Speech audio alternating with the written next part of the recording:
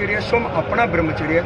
जब शरीर के गुणात्मक क्षमता बढ़ने लगती है, गुणसूत्र बनने लगता है, करीबन आयु होती 12 से 13 वर्ष की, तभी गुणसूत्र बनने चालू हो जाते हैं। तभी से उसको ब्रह्मचर्य पालन करना चाहिए। कम से कम 25 वर्ष तक तो उसको ब्रह्मचर्य पालन करना ही चाहिए। क्या माँ बाप का जो संस्कार होता है, माँ बाप का जो अगर माँ बाप अगर खैर रखे गर्भधारण के बाद, तो सबसे बड़ी गलती वही है। कहते हैं मकान की नींव खराब हुई तो मकान खराब ही होगा। सबसे पहले माँ बाप की गलती है। मैं खुल के पहले भी बोला था, जो माता पिता नई शादी कपल करके आते हैं उसके बाद संस्कार करते हैं, उनके गर्भ परिधान होता है, गर्भ परिधान होने के बावजूद वो 8.5-9 महीने तक जब तक रति क्रिया नहीं हो जाती तब तक वो उनके साथ में रति क्रिया करते रहते हैं। जब डिलीवरी का 10-12 दिवस रहता तब वो अलग होते हैं। मेन कारण वही है, गर्भ संस्कार के अंदर आप अपने ही बच्चों के साथ में बलात्कार कर लेते हो, जिससे कि ये प्रक्रिया होती है और बच्चा गर्भ संस्कार लेके आगे वैसा ही यूज करता है। आप लीजिए वीडियो उनको अच्छी लगे वो गर्भ संस्कार है। गर्भ में बालक वही ग्रहण करता है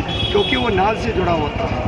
वो माता के ही हृदय से, माता के ही ब्लड से संचित होता है और उसी से वो भोजन भी लेता है, प्राण वायु भी लेता है, सब कुछ लेता है, उसी से वो ज्ञान भी लेता है। तो बहुत बड़ा संदेश है महाराज जी के द्वारा। अगर कोई प्रेग्नेंट है या कोई गर्भ धारण करते हैं तो उनको जो है 3 महीना के बाद जो है सेक्सुअल एक्टिविटी से अलग हो जाना चाहिए, जिससे बच्चा जो है एक संस्कारी जो है एक उसके बच्चा के ऊपर मैं ये गारंटी ले सकता हूँ कि जो बच्चा 2.5-3 महीने के बाद उसके माता पिता ब्रह्मचर्य लेंगे वो बच्चा अच्छा ही पैदा होगा। मैं कहते लिख के भी दे सकता हूँ और उस बच्चे के संस्कार आम बच्चों से अलग हो गए। महाराज जी और बात जानना चाहते हैं, अहमद शाह अब्दाली का आक्रमण हुआ, मुगलों का आक्रमण हुआ, तो आप लोग उस पर टूट पड़े और उनको भागना पड़ा और मुगलों को आपने मुंहतोड़ जवाब दिया। लेकिन अब महाराज जी जो अब का जो समय होता है, अब जो कुछ देखने मिलता है, हमारे देश का जो टुकड़ा हुआ या कुछ हुआ महाराज जी, और आगे जो भी क्या कहते हैं जो देश की नहीं समझ पा रही हम कहाँ जा रहे हैं, क्या है। माता पिता के संस्कार खराब है, तभी तो वो लड़की अदरवाइज लव प्यार करके, जो लड़की अपने माँ बाप की नहीं है वो किसी की भी नहीं हो सकती। बच्चों को पैदा किया जाता है, पाला पोसा जाता है, बड़ा किया जाता है, 18 वर्ष तक उनको खिलाया पिलाया जाता है, शिक्षा दी जाती है और वो बच्चे थोड़ी देर में माँ बाप का घर छोड़ के प्यार के चक्कर में भाग जाते हैं। वो प्यार नहीं है, वो हवस है। उसको हम हवस कह सकते हैं, प्यार नहीं कह सकते। जवानी ढल जाती है फिर वैसे कि वैसे ही। महाराज जो जिहाद हो रहा है वो कैसे? लव जिहाद को रोकने के लिए जब तक संस्कार अपने माँ बाप उनको नहीं देंगे, हमारा तो कहना सनातन का यही है, जो बच्चे अपने माँ बाप के कहे में नहीं है उनसे सीखिए हम क्या है, उनकी आज्ञा का पालन करिए। पहले ये सोचिए 9 महीने जब गर्भ में रखा कितनी तकलीफ माता को हुई, जब गर्भ से उनको पैदा किया गया और आज बच्चे बड़े होकर अपना अधिकार मांगने लगते हैं। वो ये कभी नहीं सोचते जिससे हमारा जीवन है उनका क्या होगा, उनकी इज्जत का क्या होगा। वही बच्चे माँ बाप ये समझा सकते हैं उसको। जब तक माँ बाप संस्कार दे देंगे बच्चे कभी सुधरेंगे नहीं। गौ हत्या कब बंद होगा? गौ हत्या तो क्या है, ये आज भी नहीं बंद होने वाला और कल भी नहीं। जब तक सरकार हमारी मांगे पूरी नहीं करती, गाय माता को राष्ट्र घोषित नहीं करती, राष्ट्र पशु घोषित नहीं करती, तब तक हमारा आंदोलन चलता रहेगा। अब तो महाराज जी अपना सरकार है, हाँ, तब भी महाराज जी इतना लेट हो रहा है। हाँ हुए है, लेकिन कुछ कारण के वश नहीं हो पाता, कुछ कारण है जिसके कारण ये सारी चीज़ चल रही है। योगी जी के बारे में महाराज जानते हैं? Yogi ji is a very very good person, एक सन्यासी है और सन्यासी की वेदना हम समझते हैं, वो समझते हैं। उन्होंने उत्तर प्रदेश को गुंडा मुक्त कर दिया, एक तरीके से 95% सब समाप्त कर दिए गए। भू माफियाओं को तोड़ा गया।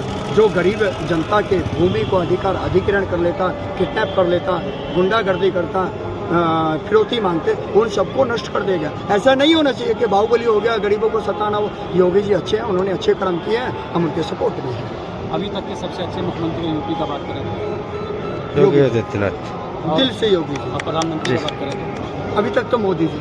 अभी तक में पूरे जो है इसमें मोदी जी। हाँ, सभी में जितने अभी तक आए। 84 में क्या हुआ, 5 साधु को मरवा दिया गया। कश्मीर के अंदर 4 लाख ब्राह्मणों का कत्लेआम हुआ, तब कहाँ गए थे? 370 लगा, तब कहाँ गए थे? 33 ये लगा, तब कहाँ गए थे? सरकार ऐसे आई, 2G स्पेक्ट्रम घोटाला, कोल घोटाला, वर्दी घोटाला, गड़ता घोटाला, लैंड घोटाला, कोल घोटाला, दुनिया भर के तो घोटाले हो गए। महाराज जी 84 में साधु संत को मरवाया गया था? 84 में नहीं मरवाया गया, इंदिरा गांधी जी ने जब साधुओं के साथ मिलकर कि भाई हम जो है सत्ता में आना चाहते हैं वोट के लिए, मैं सुन तो लई, सभी साधु संतों ने उनका साथ दिया। फिर उन्होंने किस लिए साथ दिया था? क्योंकि इंदिरा गांधी जी ने कहा था कि गाय को हम राष्ट्र पशु घोषित करेंगे। उसके बाद वो मुकर गए, कुछ हुआ नहीं। साधुओं ने संसद में जाके जो एक नियम है हमारा कि भाई हम जो है धरना प्रदर्शन करेंगे, अधिकार है हमारा सरकार के खिलाफ बोलना, हमने किया। लेकिन इंदिरा जी ने उनके ऊपर फायरिंग कराया, 5000 साधु को मरवा दिया गया।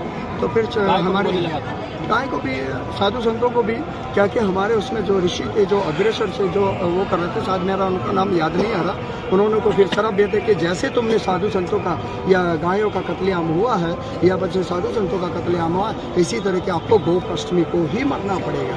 इंदिरा गांधी गोपाष्टमी को गई, राजीव गांधी गोपाष्टमी को गए हैं और समूल कांग्रेस का विकास। राहुल गांधी को किस नजर से आप देखते हैं? राहुल गांधी भी एक, अगर वो अच्छे होते तो गाय को राष्ट्र पशु घोषित कर सकते थे। आज पप्पू जी चिल्ला रहे हैं ये हो गया वो हो गया, भाई 60 साल तुम्हारी सरकार, तुमने क्या कर दिया युवाओं के लिए? एक डोल पानी है, पहले 10 जने पीने वाले थे, अब लाख जने हैं, तो कैसे पूरा करेंगे? अरे पहले अपनी औकात तो देखिए, अपनी भारत की औकात क्या थी उस समय बाहर जाने के बाद? अपने पास बुलेट प्रूफ जैकेट पर नहीं थी, वेपन नहीं थे, वही घिसी पिटी हमारे पास रिवॉल्वरें थी, वही बंदूकें थी, वही राइफल थी। आज कम से कम अब मेक इन इंडिया के थ्रू अपने पास कहते हैं बुलेट प्रूफ जैकेट बना रहे हैं, बोफोर्स बना रहे हैं, अपने तोपे बना रहे हैं, टैंक बना रहे हैं, अपने पास ब्रह्मोस जैसे हथियार हैं, अपने पास दुनिया भर की टेक्नोलॉजी है। भारत के अंदर मेडिसिनों का जो पूरे वर्ल्ड में व्यापार करता है, गेहूं का निर्यातक है, मेडिसिनों का निर्यातक है। आज हम अपने देश के अंदर इंजन बना रहे हैं, सभी को अपने देश के अंदर डेवलप कर रहे हैं। इससे बड़ी और क्या बात है? गर्व की बात है। महाराज जी मैथ से BSc हैं, MSc हैं, शिक्षित हैं और साथ में सनातन का शक्ति है, ब्रह्मचर्य का शक्ति है। महाराज जी 75 वर्ष की आयु में जो आप किए हैं उसके लिए आपको हम प्रणाम करते हैं। और ग्रैपिंग होनी चाहिए महाराज के लिए। क्या बोलेगा महाराज? ग्रैपिंग होनी चाहिए।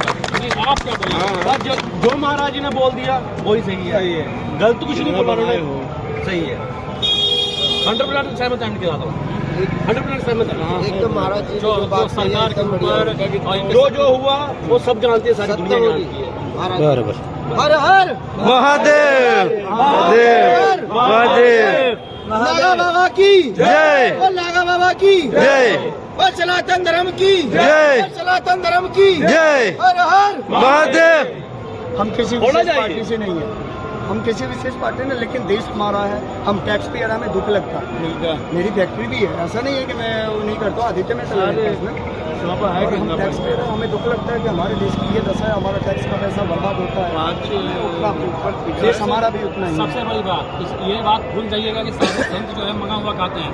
महाराज जी भी टैक्स पेयर्स हैं, महाराज जी भी टैक्स देते हैं। और सबसे बड़ी बात कल जो महाराज जी का वीडियो डाले हैं उसमें साफ महाराज जी के द्वारा बोला गया है कि जो गली मोहल्ला में भिक्षा मांगते फिरता है वो साधु नहीं हो सकता है, नागा बाबा नहीं हो सकता है। सही बात है महाराज जी, वो अपने भिक्षा, अपना जीवन यापन करने, अपने पेट पालने के लिए भिक्षा प्रवृत्ति करते हैं, सारा दिन मांगते हैं। कि साधु का काम नहीं सारे दिन मांगता, वो अपने स्थान पर रहता है, अपना भजन करता, अपना आनंद करता। उनके अपने सेवक हैं, करता तो उनके सेवक पूरे करते हैं जी।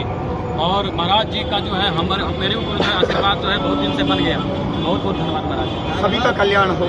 जय बाबा जी। हर महादेव।